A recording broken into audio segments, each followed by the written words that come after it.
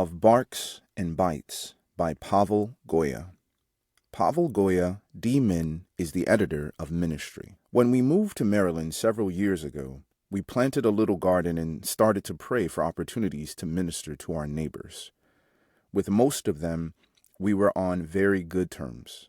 However, one family got very angry about our dogs barking one particular night. They yelled, swore at us, and even called the authorities. We were tempted to retaliate, but then words from Jesus stopped us. Quote, "But I say to you, love your enemies, bless those who curse you, do good to those who hate you, and pray for those who spitefully use you and persecute you." End quote. We started to pray specifically for this neighbor, and our dogs rarely barked again. However, this family's own dogs would bark all day long. While it didn't bother us, other neighbors started screaming at them. One day, their dogs got free and came into our backyard. We didn't get upset or afraid. For many, their bark is worse than their bite. We gave them something they would like, treated them with love, and then gently led them home. The husband, outside watering the flowers, saw me with his dogs. Quote, "Your dogs are so sweet," I sang out in a very friendly voice.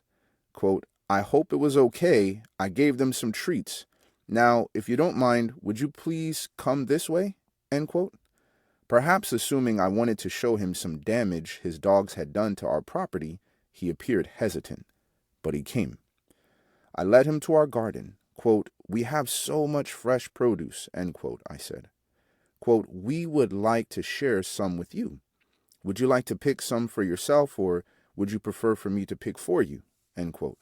I did not ask whether he wanted the produce or not.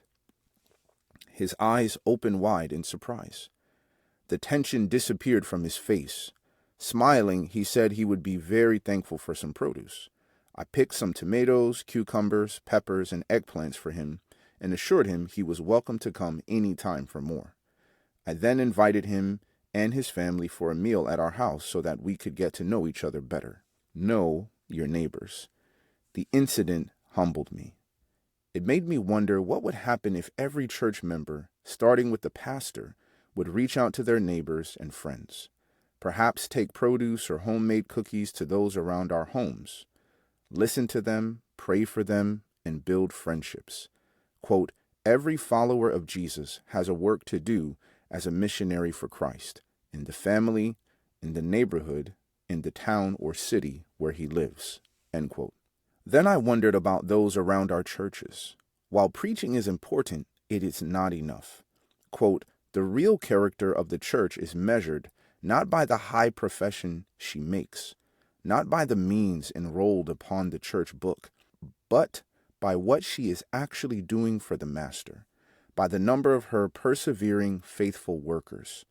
Personal interest and vigilant individual effort will accomplish more for the cause of Christ than can be wrought by sermons or creeds."